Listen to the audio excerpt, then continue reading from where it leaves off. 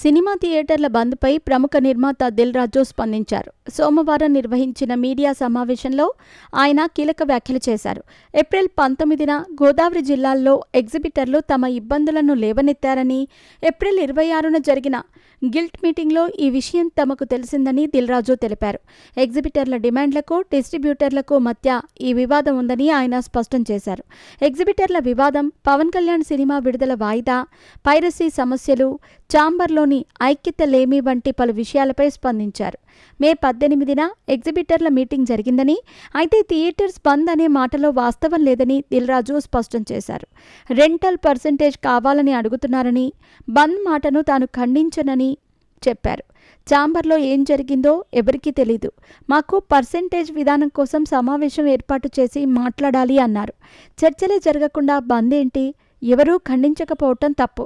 పరిశ్రమలో ఎవరి దారి వారిదని దిల్ రాజు వ్యాఖ్యానించారు. అసలు ఈ వివాదం గోదావరి జిల్లాల్లోనే మొదలైందని దిల్ రాజు తెలిపారు. అసలు ఏం జరిగిందో ఆయన వివరించే ప్రయత్నం చేశారు.